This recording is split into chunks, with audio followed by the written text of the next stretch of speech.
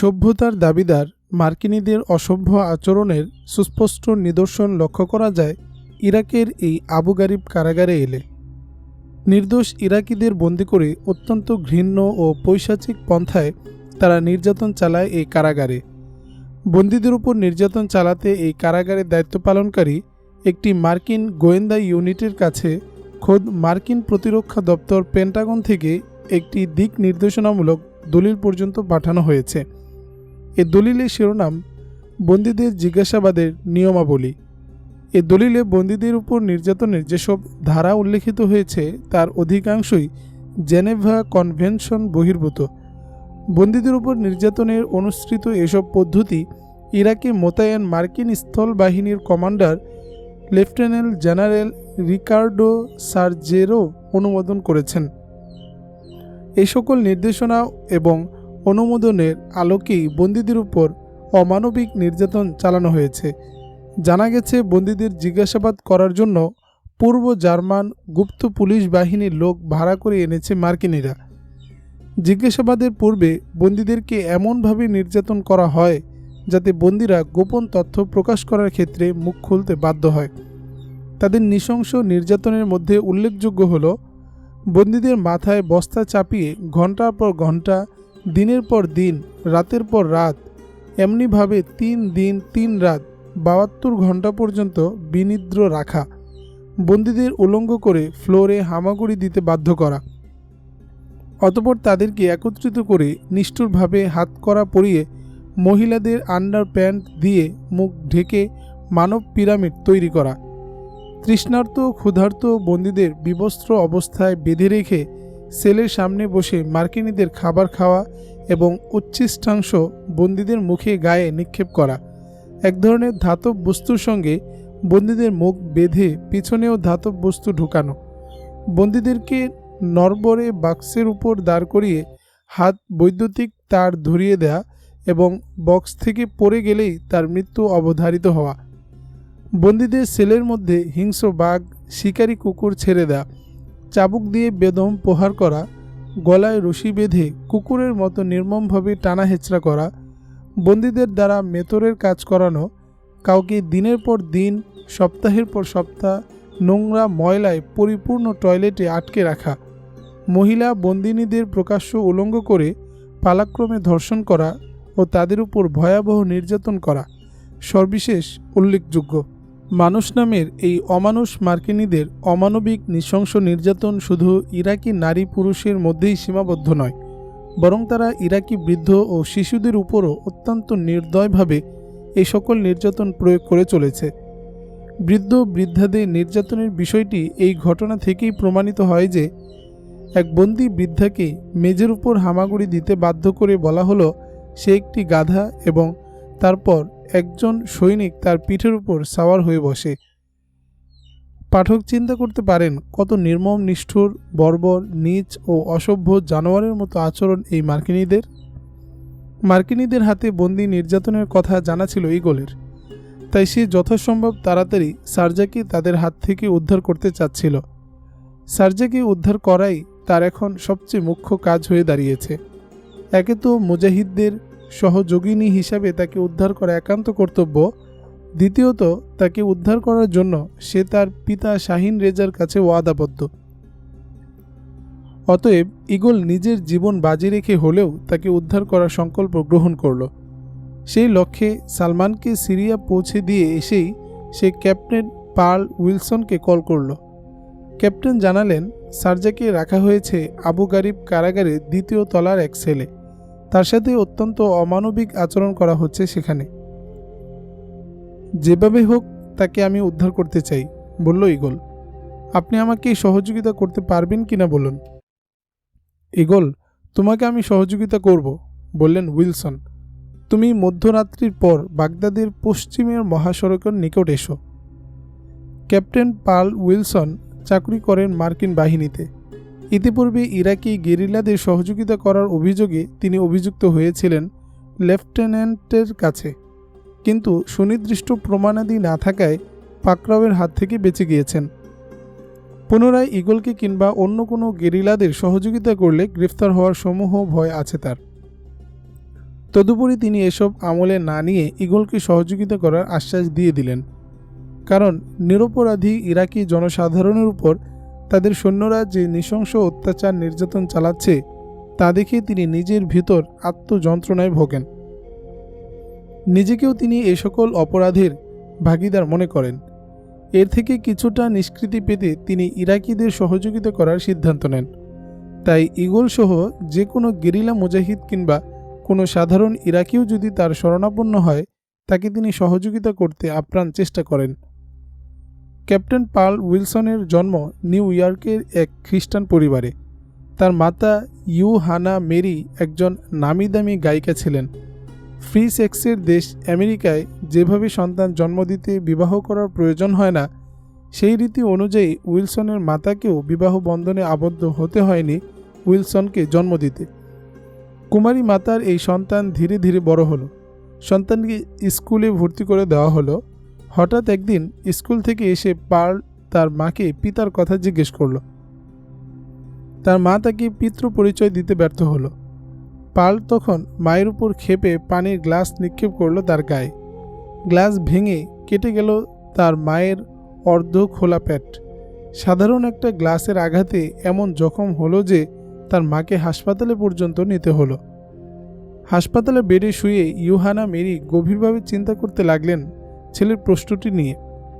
ভাবনার অথৈ সমুদ্রে হাত রিয়েও তিনি কুল কিনারা করে উঠতে পারলেন না। অন্যান্য আমেরিকানদের মতো তিনিও এতদিন বিশ্বাস করতেন জীবন উপভোগের জন্য, কিন্তু তার ছেলের প্রশ্ন শুনে তিনি নতুন করে জীবন নিয়ে ভাবতে শুরু করলেন। সেখানে দেখতে পেলেন তিনিও তার পিতার পরিচয় জানেন না। 4 ভাই বোন ছিলেন তারা, অথচ কেউ জানত না কে তাদের জন্মদাতা। এসব ভেবে নিজের জীবনের প্রতি প্রচণ্ড ঘৃণা আসলো ইউহানা মেরির। তিনি অনুভব করলেন তিনি অনেক পাপ করেছেন। তাই হাসপাতাল থেকে ফিরে গেলেন খ্রিস্ট ধর্মীয় চার্চে। এরপর থেকে তিনি নিজেকে গান বাজনা আর রঙ্গরসের কুৎসিত আসর থেকে সযত্নে গুছিয়ে নিলেন। নিজেকে নিয়োজিত করলেন ধর্মব্রত পালন ও সৃষ্টির সেবার কাজে। নিয়মিত ধর্মীয় বিধিবিধান পালন করতে লাগলেন তিনি। ইউহানা মেরির সবচেয়ে প্রশংসযোগ্য যে দিকটি তা হল সৃষ্টির প্রতি মমত্ববোধ। তিনি মানুষ ও অন্যান্য প্রাণী জগৎকে হৃদয় দিয়ে ভালোবাসেন। এসবের প্রতি তার মায়া যেন উপচে পড়ে।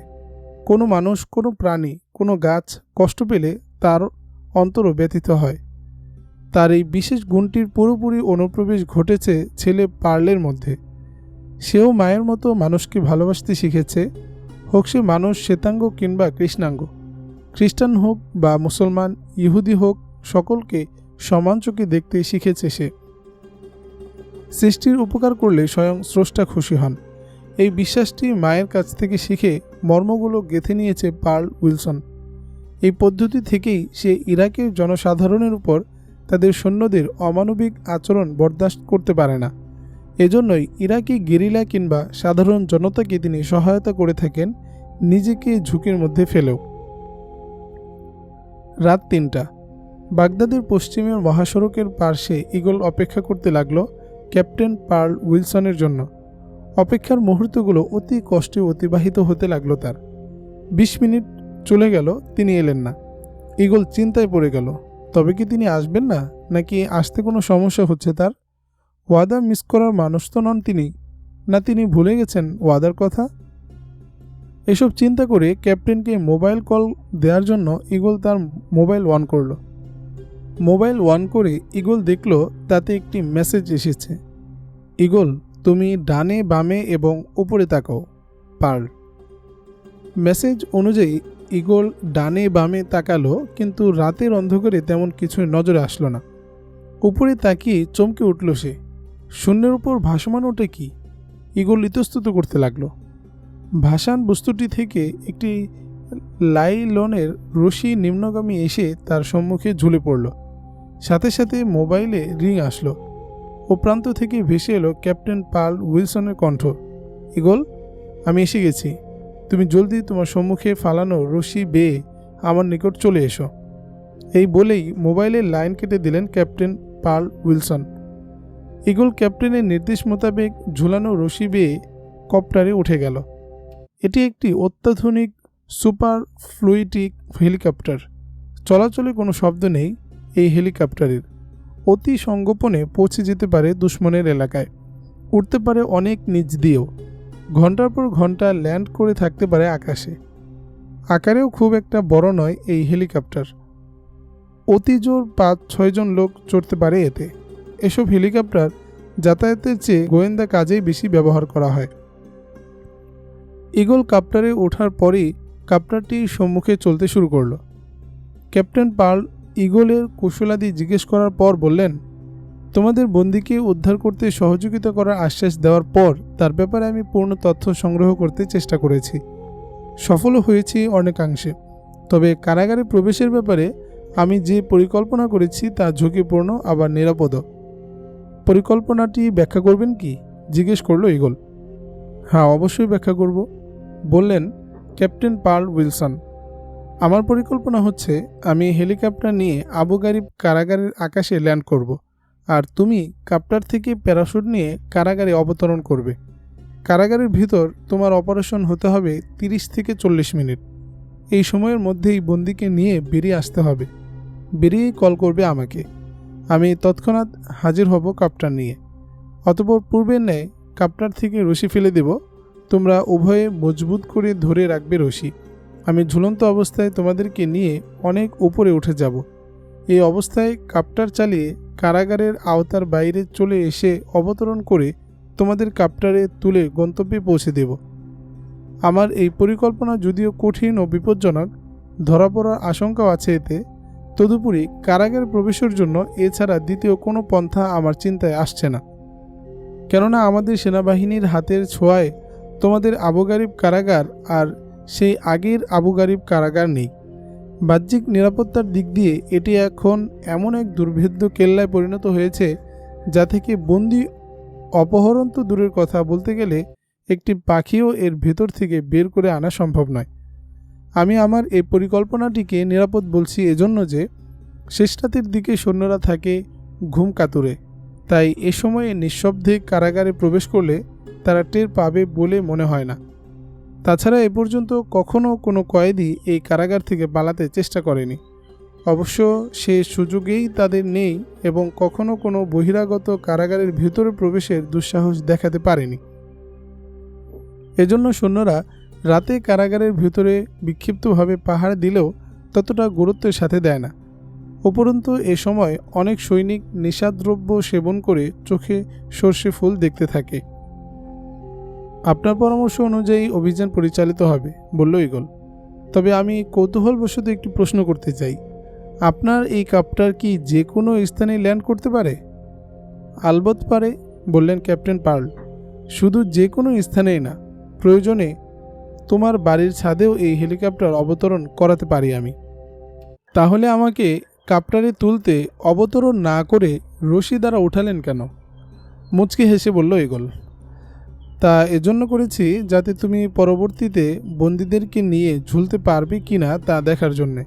ক্যাপ্টেনও মৃদু হেসে বললেন, জাস্ট পরীক্ষা, বুঝলে? তাদের কথোপকথনের মধ্যেই হেলিকপ্টার এসে গেল আবু গারিব কারাগারের আকাশে। এখানে এসেই ক্যাপ্টেন পার্ল তার কাপ্টারের লাইট নিভিয়ে দিলেন। কাপ্টারটিকে নিচের দিকে নামিয়ে আনলেন। পর্যবেক্ষণ করতে লাগলেন কারাগারের ভেতরের অবস্থা। এখানকার অবস্থা ঠিক তদ্রূপই যেরূপ ধারণা করেছিলেন তিনি। বাড়তি যা দেখা গেল তা হলো পূর্বাংশে একদল মহিলা ও পুরুষ সৈনিকের মাতাল অবস্থায় উচ্ছৃঙ্খল আচরণ। তিনি কাপ্টারটি কারাগারের পশ্চিমাংশের আকাশে ল্যান্ড করলেন। পরিকল্পনা মোতাবেক ঈগল প্যারাশুটের সাহায্য নিয়ে নেমে পড়ল কাপ্টার থেকে, আর ক্যাপ্টেন উইলসন অন্যত্র চলে গেলেন হেলিকপ্টার নিয়ে।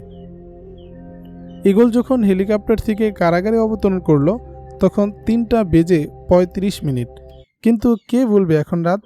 চতুর্দিকে জ্বালানো বৈদ্যুতিক বাতির আলোতে দিনের মতো আলোকিত কারাগার এরিয়া। স্থানে স্থানে দাঁড়িয়ে প্রহরা দিচ্ছে সৈন্যরা। তবে রাতের সৈনিক ঘুমের আক্রমণে অনেকেই ধরাশয়ী হয়ে ঝিমুচ্ছে। কেউ কেউ আবার নিষ্ঠার সাথেই দায়িত্ব পালন করছে, ঘুমের আক্রমণ থেকে দূরে থাকছে। তদুপরি তারা ঈগলের ব্যাপারে কোনো পদক্ষেপ নিতে সামর্থ্য হলো না। অবশ্য এ ব্যাপারে তাদের ধোকায় ফেলেছে ঈগলের পোশাক, কেননা এই মুহূর্তে তার পরিধানে মার্কিন কমান্ডারের ইউনিফর্ম। তার হাঁটা চলাও একজন সেনা কমান্ডারের পূর্ণ অভিব্যক্তি পরিস্ফুটিত। তদুপরি অত্যন্ত সতর্ক পদক্ষেপে সে কারাগারের প্রশাসনিক ভবনের দিকে অগ্রসর হতে লাগল। এমন বৈরী পরিবেশেও ইগলের মনে কোনো ভয়ের উদ্রেক হলো না। ইগল যখন কারাগারের মূল ফটকের কাছে আসলো, ফটক রক্ষী তখন ঘুমের অতিসাহ্যে দাঁড়িয়ে দাঁড়িয়েই টক্কর দিচ্ছিল। ইগল তার সম্মুখে দাঁড়িয়ে আস্তে কিন্তু এমন গাম্ভীর্যের সাথে ধমক দিল যে সৈনিকটি কমান্ডার বেশি ইগলকে দেখে ভরকে গেল, ভয়ে থরথর করে কাঁপতে লাগলো। ইগল বলল, গেটের চাবি দাও, আমি ভিতরে যাব। রাতের দায়িত্বে এইভাবে অবহেলা করো কেন? দিনের বেলা ঘুমোতে পারো না? ইগলের নির্দেশে সৈনিকটি কাপা হাতে চাবি এগিয়ে দিল। মুখে কিছু বলার আর সাহস পেল না। ইগল তার থেকে চাবি নিয়ে তালা খুলে কয়েদখানার ভিতরে প্রবেশ করল। ভিতরে প্রবেশ করা মাত্র সেখানকার অবস্থা দর্শনে সে হতভম্ব হয়ে গেল। এতদিন মার্কিনীদের বন্দি নির্যাতন সম্বন্ধে সে যা শুনেছে তার এক ঝলক দেখল এইমাত্র। একদল কয়েদিকে উপর করে শুয়ে তাদের পিঠে লাথি মারছে সৈন্যরা। বন্দীদের আর্তনাদ ও চিৎকারে পুরো কারাগার যেন কেঁপে উঠল। এই গভীর রাতেও কেন বন্দীকে এতটুকু ঘুমোতে দিচ্ছে না জালিম পাষাণ্ডরা? কোনো মানুষ যার ভিতরে সামান্যতম দয়া আছে, মানবতা আছে কিঞ্চিত পরিমাণ, সে এই করুণ দৃশ্য দেখে এমন নির্যাতন, হৃদয় বিদারক নৃশংস নির্যাতন প্রত্যক্ষ করে কিছুতেই নিজেকে স্থির রাখতে পারে না। পারল না ইগলও। পারিপার্শ্বিক অবস্থা ভুলে গেল সে। নির্যাতনরত মার্কিন সেনাদের সে এমন জোরে খামোশ বলে ধমক দিল যে গভীর রাতে সে আওয়াজ সমগ্র কয়েদখানা প্রকম্পিত করে তুলল। মাইকের আওয়াজের তুলনায় সে আওয়াজ কোনো অংশে কম ছিল না। সাথে সাথে সৈন্যরা আচম্বিত হয়ে নির্যাতন বন্ধ করে বিস্ফারিত নয়নে ইগলের দিকে তাকালো। ইগল পুনরায় উচ্চ আওয়াজেই বলল, এই বদমাইশের দল, জেনেভা কনভেনশন লঙ্ঘন করে বন্দীদেরকে এভাবে নিষ্ঠুর নির্যাতন করছো কোন? ইগল তার কথা শেষ করতে পারল না। এরই মধ্যে একদল সৈনিক বাহির থেকে ভিতরে প্রবেশ করেই ইগলকে গ্রেফতার করতে উদ্যত হলো। ইগল বুঝে ফেলল সে ধরা খেয়ে যাচ্ছে, তবু হার মানতে রাজি নয় সে। যে সৈনিক তাকে হাতকড়া পরা ছিল তাকে মারল এক চটকানি। সৈনিকটি ছিটকে পড়ল দুহাত ধরে। অন্য সৈন্যরা তখন ঝাঁপিয়ে পড়ল তার উপর। শুরু হলো তাদের হাতাহাতি লড়াই। ইগলের আত্মরক্ষামূলক কৌশলের সাথে সেখানে অবস্থানরত এবং এইমাত্র আসা 50-60 জন সৈনিক মিলেও কুলিয়ে উঠতে পারল না। রীতিমতো যেন বাঘে ছাগলে লড়াই শুরু হলো। তার লৌহ কঠিন মুষ্টাঘাতে আরও 4-5 জন সৈনিক ধরাশয়ী হয়ে কাতরাতে লাগল। ইগল জানে মার্কিনীদের হাতে গ্রেফতার হলে অসহনীয় নির্যাতন ভোগ করে ধুকে ধুকে মরতে হবে।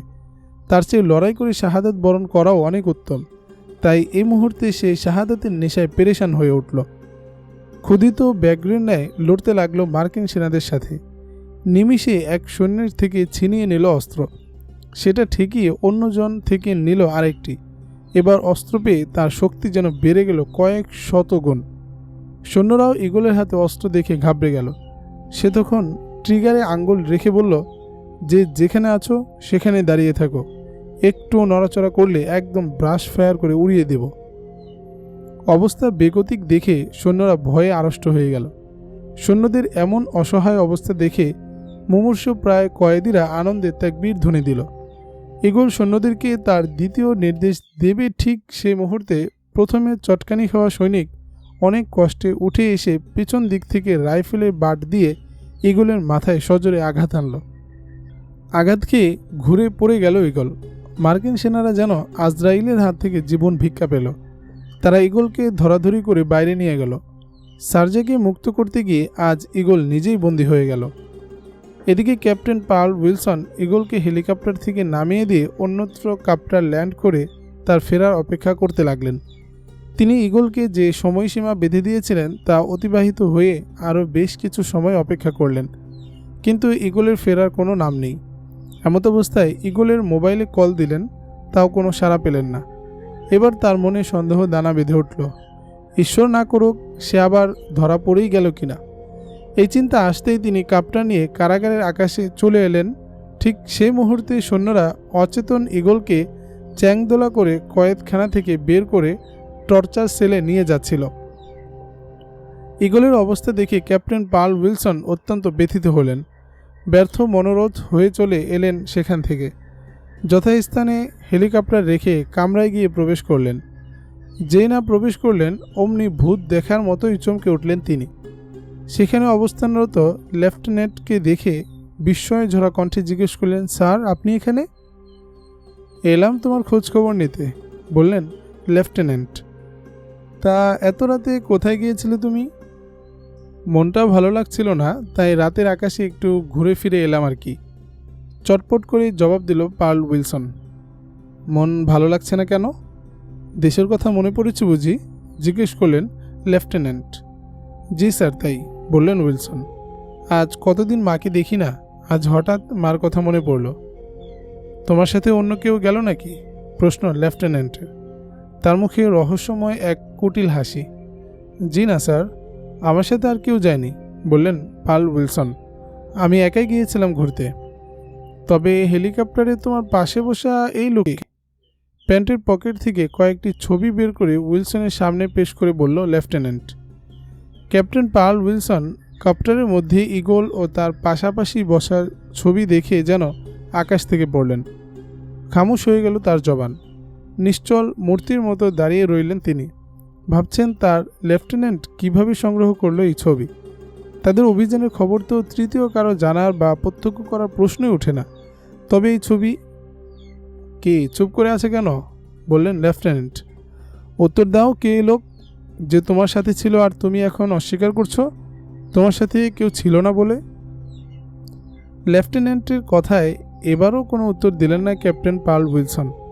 তাকে চুপ করে থাকতে দেখে খেপে গেলেন লেফটেন্যান্ট। বজ্র কঠিন হুঙ্কার ছেড়ে বললেন, চুপ করে আছো কেন উইলসন? আমার কথার উত্তর দিচ্ছ না কেন? তোমার বাড়াবাড়ি কিন্তু সীমা ছাড়িয়ে গেছে। বাড়াবাড়ি আমি একা করিনি, ক্যাপ্টেন উইলসনও চড়া গড়ায় বললেন।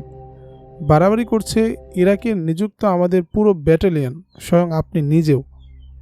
ক্যাপ্টেন পার্লের উত্তর শুনে লেফটেন্যান্ট অনেকটা শান্ত স্বরে কথা বলতে লাগলেন। কেননা তিনি জানেন ক্যাপ্টেন পার্ল একজন একনিষ্ঠ ধার্মিক খ্রিস্টান, আর খ্রিস্ট ধর্মের সর্ববাণী হচ্ছে শান্তির পরশ বিলানো। এক গালে চপেট আঘাত করলে অন্য গাল পেতে দেয়া। যদিও অপর খ্রিস্টানরা তা মানছে না, কিন্তু পার্ল খ্রিস্ট ধর্মের এই নীতিকে কঠোরভাবে মেনে চলেন এবং দারুণ জেদিও বটে। সুতরাং তাকে চটালে তিনি নিজেও ধরাশয়ী হবেন। তাই তিনি কষ্ট কিছুটা খাদে নামিয়ে বললেন, পার্ল, আমরা কিসের বাড়াবাড়ি করলাম? তুমি তো নিজ জাতির সাথে প্রতারণা করছো। বাড়াবাড়ি তো তুমি করছো। কেন? মিথ্যা অজুহাতে অন্যের দেশ দখল করা, সে দেশের মানুষদের বিনা দোষে অত্যাচার নির্যাতন করা, সে দেশের নারীদের ধর্ষণ করা কি বাড়াবাড়ি নয়? আপনার সৈন্যরা কি তা করছে না? অত্যন্ত ঝাঁজের সাথে বললেন ক্যাপ্টেন পার্ল উইলসন। কিসের মিথ্যা অজুহাত পার্ল? বললেন লেফটেন্যান্ট। ইরাক কি রাসায়নিক ও জীবাণু অস্ত্র লুকিয়ে রাখেনি? প্রেসিডেন্ট সাদ্দাম হোসেন কি জাতিসংঘের নিষেধাজ্ঞা অমান্য করেনি? ইরাক কি জাতিসংঘ নিরাপত্তা পরিষদের 1441 রেজুলেশন ভঙ্গ করেনি? এই সকল কারণেই তো আমরা ইরাকে আক্রমণ করেছি। বাড়াবাড়ি আমরা করিনি, করেছে সাদ্দাম। আমরা শুধু তাদের বাড়াবাড়িকে অবদমন করেছি, এই যা। আর তুমি এখন ইরাকিদের সহযোগিতা করে নিজেকে বাড়াবাড়ির আওতায় ফেললে ইরাকিদের মতোই।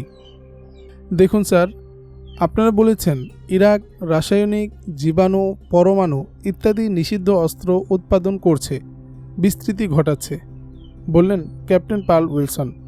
আচ্ছা, অস্ত্র পরিদর্শকরা বিগত 10 বছর অনুসন্ধান করেও তার কোনো অস্তিত্ব পেয়েছে কি? তাদের কথা না হয় বাদই দিলাম, স্বয়ং আমরা ইরাক দখল করেছি প্রায় 6-7 মাস হলো। আমরাও কি এতদিনে কোনো নিষিদ্ধ অস্ত্রের ভাণ্ডার আবিষ্কার করতে পেরেছি? পারিনি, আর পারবও না কখনো। কারণ অস্ত্র তো ইরাকে নেই, হয়তো ছিল না কখনো। তবে নিষিদ্ধ অস্ত্র নিয়ে যে মাতামাতি হয়েছে, তা ওই নিষিদ্ধ অস্ত্র যা স্বয়ং আমরাই ইরাককে দিয়েছিলাম ইরানকে ধ্বংস করতে, আর ইরাক তা সে সময়ই বিনষ্ট করে ফেলেছে। সুতরাং এখন নিষিদ্ধ অস্ত্রের ধোঁয়া তুলে ইরাক আক্রমণ সম্পূর্ণ অন্যায় ও মানবতা বিরোধী কাজ বই কিছুই নয়। ক্যাপ্টেন উইলসন, তুমি একজন নিষ্ঠবান খ্রিস্টান হিসেবে শুনে রাখো, বললেন লেফটেন্যান্ট। ইরাকে অস্ত্র থাক বা না থাক, সে জাতিসংঘ সনদ লঙ্ঘন করুক আর না করুক, আন্তর্জাতিক সন্ত্রাসবাদের নায়ক ওসামা বিন লাদেনের আল কায়দা সংগঠনের সাথে তার সংশ্লিষ্টতা থাক বা না থাক তাতে কিছু যায় আসে না। ইরাক বিধর্মীদের দেশ। এদেশে আমাদের ধর্মের প্রচার করা একান্ত প্রয়োজন। শুধু ইরাক নয়, বিশ্বে খ্রিস্টান রাষ্ট্র ছাড়া যতগুলো রাষ্ট্র আছে, তা হোক মুসলমান, হিন্দু, বৌদ্ধ, মগ বা অন্য যে কোনো জাতির, সেসব রাষ্ট্রের আমাদের যিশুর মহান বাণীকে উচ্চকিত করার জন্য সেসব দেশ নিজেদের করায়ত্তাধীনে আনার বিকল্প নেই। তাছাড়া ওসব রাষ্ট্রে আমাদের যে সকল খ্রিস্ট ভ্রাতৃরা বসবাস করে তারা অধিকার বঞ্চিত পরাধীন, আর আমাদের স্বর্গীয় যিশুর অনুসারীগণ দুনিয়ার বুকে পরাধীন হয়ে থাকবে, সেটা কিভাবে মানা যায়? তাই ওই সকল দেশ অবশ্যই আমাদের দখল করতে হবে এবং খ্রিস্টের ভক্তদেরকে পরাধীনতার নাগপাশ থেকে মুক্তি দিতে হবে। এটা খ্রিস্ট দুনিয়ার জন্য অবশ্য কর্তব্য, ফরজ। এই ফরজ পালনের মহৎ উদ্দেশ্যকে সামনে রেখে বর্তমান খ্রিস্টান দুনিয়ার দরদি কাণ্ডারি আমাদের প্রাণপ্রিয় নেতা মহান প্রেসিডেন্ট জর্জ ডব্লিউ বুশ পুরো দুনিয়াকে কবজা করার নিমিত্তে ক্রুসেড যুদ্ধের ঘোষণা দিয়ে নিষ্ঠার সাথে সে যুদ্ধ পরিচালনা করে যাচ্ছেন। এ কোনো অন্যায় যুদ্ধ নয়, এ কোনো মিথ্যার যুদ্ধ নয়। লেফটেন্যান্টের বক্তব্য শুনে ক্যাপ্টেন পার্ল উইলসন অত্যন্ত ক্ষুব্ধ হলেন। ধর্মের নামে এসব মিথ্যাচারকে তিনি মেনে নিতে পারছিলেন না। তবু অতি কষ্টে নিজেকে সামলে নিয়ে বললেন, মিস্টার স্যার, আপনার ভাষ্যমতে সমগ্র বিশ্বে আমাদের আধিপত্য বিস্তার করতে হবে, কিন্তু আমরা কেন শুধু মুসলিম বিশ্বের উপর হামলে পড়েছি? অন্য দেশকে কেন টার্গেট করছি না? পার্ল, তুমি আসলে কিছুই বোঝো না, বললেন লেফটেন্যান্ট। সারা বিশ্ব জয় কথাটা বলা যত সহজ, জয় করা ততটা সহজ নয়। এর জন্য প্রয়োজন দীর্ঘ মেয়াদী পরিকল্পনা, বাস্তবসম্মত পদক্ষেপ। এজন্য প্রথমেই সারা বিশ্ববাসীকে খেপিয়ে তোলা যাবে না। আমাদের বর্তমান টার্গেট মুসলিম বিশ্বের দিকে নিবদ্ধ রেখে বিশ্বের অপরাপর জাতিকে আমাদের পক্ষে এনে দুনিয়ার বুক থেকে এই জাতিটার অস্তিত্ব মুছে ফেলতে হবে। মুসলমানদের খতম করার পর অন্যান্য জাতিকেও একের পর খতম করতে থাকবো আমরা। এই প্ল্যানকেই সামনে রেখে আমাদের বুদ্ধিমান নেতা প্রেসিডেন্ট বুশ সাহেব সন্ত্রাসবাদ বিরোধী লড়াই নামে বিশ্বের অধিকাংশ রাষ্ট্রকে আমাদের পক্ষে নিয়ে আসতে সক্ষম হয়েছেন। গঠন করেছেন গ্লোবাল কোয়ালিশন, গ্র্যান্ড কোয়ালিশন। আর মুসলমানদের নির্মূলের প্রথম দফা আফগানিস্তান শেষ করে এখন ইরাক, এরপর ইরান, সুদান, সিরিয়া কিংবা সৌদি আরব। এভাবেই ক্রমান্বয়ে আমাদের পুরো বিশ্ব দখলের প্রচেষ্টা অব্যাহত থাকবে, যাতে সারা বিশ্বে একমাত্র খ্রিস্ট ধর্ম ছাড়া অন্য কোনো ধর্মের অস্তিত্ব বিরাজিত থাকতে না পারে। সে যা হোক, তুমি হলে অন্য ধাঁচের মানুষ, এত সব বুঝবে না তুমি। তোমাকে আমি জিজ্ঞেস করছিলাম তোমার সাথে কপ্টারে বসা এই লোকটি কে, কিন্তু তার উত্তর দাওনি তুমি। তবে শোনো, আমি বলে দিচ্ছি, এ হচ্ছে বাগদাদের ঈগল, যে আমাদের বহু সৈন্যকে হত্যা করেছে, অসংখ্য গাড়ি, ট্যাঙ্ক, সাজানো যান ধ্বংস করেছে। বাগদাদে আমাদের সবচেয়ে খতরনাক ছিল এই লোকটি, আর তুমি আমাদের সৈন্য হয়ে সাহায্য করছো তাকে। এ ব্যাপারে পূর্বেও আমি কবার তোমাকে সতর্ক করেছিলাম, কিন্তু তুমি আমলে নাওনি আমার কথা। সেজন্য তোমার চলার পথে আমি এমন এক যন্ত্র ফিট করে রেখেছিলাম যাতে তুমি যেথায় যাও, যেখানে যাও, যা কিছু করো সব আমার কম্পিউটার মনিটরে মেমোরি হতে থাকে। আজ যখন তুমি রুম থেকে বেরিয়েছ, তখনই আমি তোমার কার্যবলী প্রত্যক্ষ করার জন্য কম্পিউটারের সম্মুখে বসেছিলাম। অতঃপর কোথায় কিভাবে ঈগলকে কাপ্টারে উঠিয়েছ, নামিয়েছ এবং পরিকল্পনা করেছ, সব ছিল আমার নখদর্পণে। একটু থেমে আবার বলতে লাগলেন লেফটেন্যান্ট, তোমার সমস্ত কার্যবলী আমি পরখ করেছি। বললে হয়তো তুমি বিশ্বাস করতে না, তাই তোমাদের সহ অবস্থান ছবি আমি প্রিন্ট করে নিয়ে এসেছি। আর ঈগল যখন কারাগারে অভ্যন্তরে প্রবেশ করল, তখন আমার নির্দেশেই ওখানকার কমান্ডার তাকে গ্রেফতার করে। আজ তুমি যে অপরাধ করেছ তার জন্য তোমার কঠিন শাস্তি হওয়া দরকার ছিল, কিন্তু তোমাকে আমি এজন্য শাস্তি দেব না যে যাকে গ্রেফতার করতে আমরা পুরস্কার পর্যন্ত ঘোষণা করেছিলাম, তাকে তোমার জন্য একেবারে নিজের নাগালের মধ্যে পেয়ে গেলাম। তবে শুনে রাখো ক্যাপ্টেন পার্ল উইলসন, ভবিষ্যতে এ ধরনের অন্যায় কাজ থেকে সতর্ক থেকো, নতুবা কঠিন পরিস্থিতি অপেক্ষা করছে তোমার জন্য। বলেই ঝড়ের গতিতে রুম থেকে বেরিয়ে গেলেন লেফটেন্যান্ট সাহেব। তার বিবরণী শুনে ক্যাপ্টেন পার্ল থ হয়ে খাটের উপর বসে পড়লেন। ইগলের গ্রেফতারির জন্য নিজেকে ধিক্কার দিতে লাগলেন। আহত সালমান সিরিয়ায় পাকিস্তানের দূতাবাসে পৌঁছার পর তার অবস্থার আরও অবনতি ঘটল। সেজন্য দূতাবাস কর্মকর্তাগণ তাকে জরুরি ভিত্তিতে পাকিস্তান পাঠানোর চিন্তা করলেন। তারা এয়ারলাইন্সে যোগাযোগ করলেন পাকিস্তানগামী কোনো বিমান আছে কি না। খোঁজখবর নিয়ে জানতে পারলেন 2-4 দিনে কোনো বিমান সিরিয়া থেকে সরাসরি পাকিস্তান যাবে না, তবে 2-1 দিনের মধ্যে চীনের উদ্দেশ্যে একটি ফ্লাইট ছেড়ে যাবে। দূতাবাস কর্মকর্তাগণ বিমান কর্তৃপক্ষের সাথে এই মর্মে আলোচনা করলেন যেন তারা চীনাগামী ফ্লাইটে তাদের একজন অসুস্থ সাংবাদিককে নিয়ে যায় এবং তাকে লাহোর, করাচি কিংবা ইসলামাবাদের যে কোনো এক বিমানবন্দরে নামিয়ে দিয়ে যায়। অসুস্থ সাংবাদিকের কথা শুনে বিমান কর্তৃপক্ষ রাজি হলেন তাকে নিতে। পরের দিন চীনগামী সিরিয়ার এয়ারলাইন্সের যাত্রীবাহী বিমানে সালমানকে তুলে দিলেন দূতাবাস কর্মকর্তাগণ। সাথে দূতাবাসের একজন অভিজ্ঞ ডাক্তারকে দিয়ে দিলেন। সালমানকে নিরাপদে তার গন্তব্যে পৌঁছে ফিরে আসবেন তিনি। পথে বিমানে যাতে কোনো সমস্যা না হয় সেজন্য প্রয়োজনীয় সকল ব্যবস্থা অত্যন্ত নিষ্ঠার সাথে সম্পন্ন করা হয়েছে। সঠিক সময় বিমান সিরিয়ার এয়ার বেস থেকে সুদূর চীনের উদ্দেশ্যে আকাশে উড্ডয়ন করল। অল্প সময়ের মধ্যেই সিরিয়াকে আল বিদা জানিয়ে ইরাকের সীমানায় প্রবেশ করল বিমান। ইরাকের সীমানায় প্রবেশ করার পরই পাইলট ঘোষণা করলেন, আমরা এখন ইরাকের সীমানা অতিক্রম করছি। পাইলটের ঘোষণা শুনে সালমান সচকিত হয়ে উঠল। নিচের দিকে তাকিয়ে দেখতে লাগলো প্রিয় ইরাককে। মনে পড়ে গেল তার প্রিয়তমা রুকাইয়ার কথা। তার কথা স্মরণে আসতেই এক অব্যক্ত বেদনা হৃদয়ের আঙিনায় মোচড় দিয়ে উঠল। এখন আর পাকিস্তান যেতে ইচ্ছে করছে না তার। ভালোবাসার স্মৃতি যেন রশি বেঁধে নিচে টানছে তাকে। তার ইচ্ছে করছে বিমান থেকে লাফিয়ে পড়ে তার প্রিয়াকে খুঁজে নিয়ে আসতে। এই দুনিয়ায় অনেক কিছুরই স্বাদ জাগে মানুষের অন্তরে, কিন্তু সাধ্যের অভাবে অনেক স্বাদই থেকে যায় অপূরণীয়।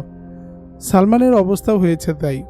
সে তার প্রিয়তমাকে নিয়ে কত স্বপ্ন দেখেছিল, কত ভালোবাসার জাল বুনেছিল তাকে ঘিরে, কিন্তু তার সকল স্বপ্ন, সকল ভালোবাসা ধূলিসাৎ করে দিল মার্কিনীদের বোমার আঘাত। তার বুক থেকে ছিনিয়ে নিয়ে গেল মনের মানুষকে, প্রিয় অর্ধাঙ্গিনীকে। পলকহীন নয়নে সালমান তাকিয়ে দেখতে লাগলো ইরাককে। কিন্তু ইরাকের দেখার আর কি আছে এখন? হ্যাঁ, দেখার তো একটা জিনিস আছে, তা হলো আধুনিক সভ্যতার দাবিদারদের সৃষ্ট ধ্বংসস্তূপ। তাই তাকিয়ে দেখছে সে। Mosul, Kirkuk, Baghdad, Karbala, Babylon, Najaf, Basra হয়ে এগিয়ে যাচ্ছে বিমান। আর এসব শহরে মার্কিনীদের পরিচালিত তাণ্ডবলীলার সাক্ষী হয়ে পড়ে থাকা বাড়িঘর, অফিস, আদালত, মসজিদ ও অন্যান্য ধর্মীয় প্রতিষ্ঠানের বীভৎস চিত্র। বিমানের যোগে সালমান পাকিস্তান যাচ্ছে ঠিকই, কিন্তু তার হৃদয় মন প্রীতি ডোরে আবদ্ধ হয়ে থেকে যাচ্ছে ইরাকে।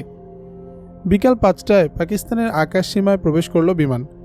এবারও পাইলট ঘোষণা দিলেন, আমাদের বিমান এইমাত্র পাকিস্তানের সীমানায় প্রবেশ করল।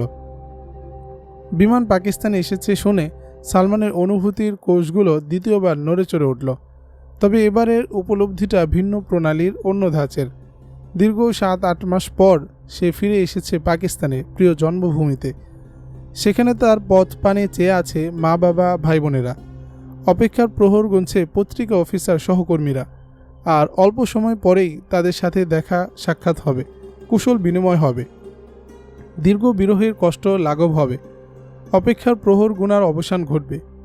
এমনই তোর চিন্তায় তার মন উৎফুল্ল হয়ে উঠল। সামান্য সময়ের জন্য সে ভুলে গেল ইরাকের কথা, রুকাইয়ার কথা, ইগল ও অন্যান্যদের কথা। সন্ধ্যার কিছু পরেই ইসলামাবাদের আন্তর্জাতিক বিমানবন্দরে অবতরণ করল সিরিয়ান এয়ারলাইন্সের যাত্রীবাহী বিমানটি। সালমানকে নামিয়ে কিছুক্ষণের মধ্যেই সেটি আকাশে উড্ডয়ন করে চীনের রাজধানী বেইজিংয়ের উদ্দেশ্যে চলে গেল।